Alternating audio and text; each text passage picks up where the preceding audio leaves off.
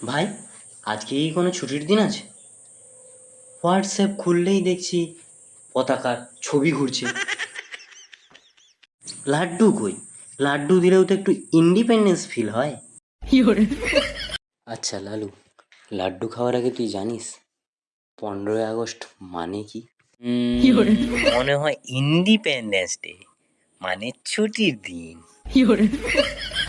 না লালু, এটা ছুটির জন্য না, এটা মুক্তির জন্য। 1947 সালে 15ই আগস্ট আমরা ব্রিটিশদের থেকে স্বাধীনতা পেয়েছিলাম। ও, মানে তখন থেকেই আমরা টিকটক বানাতে পারি।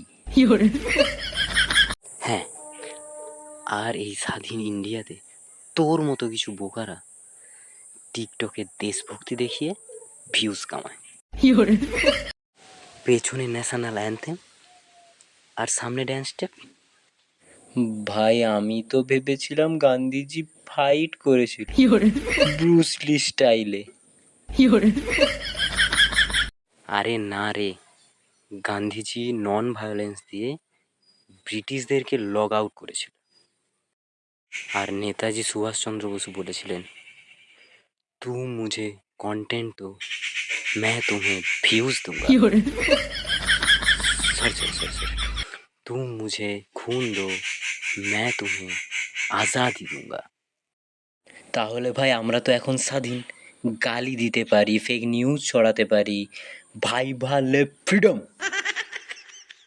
এই জন্যই বলি, ফোনের সাথে সাথে তোর মাথাটাও একটু আপডেট কর। ফ্রিডম মানে শুধু ইরেসপন্সিবিলিটি না, আর দেশভক্তি মানে শুধু পোস্ট না, কিছু প্র্যাকটিক্যাল কাজ কর। তাহলে ইন্ডিপেন্ডেন্স ডে কী করলে মনে রাখবে? একটা পতাকা তোল, একজনকে ইতিহাস শেখা, অন্তত একটা বার দিল সে জয় হিন্দ বল। আর এটা মনে রাখবি, তুই যে লাড্ডু খাচ্ছিস না, এই লাড্ডুটা কিন্তু তুই খেতে পারতিস না। আজ তারা প্রাণ দিয়েছিল বলেই তুই লাড্ডুটা খেতে পাচ্ছিস।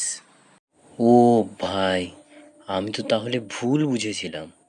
ঠিক আছে, আজ থেকে আমি শুধু লাড্ডু না, একটু লজ্জাও খাবো। থাক, তুই যে বুঝেছিস এটাই অনেক। চল তাহলে একসাথে বলি, জয় হিন্দ, জয় হিন্দ, বন্দে মাতরম।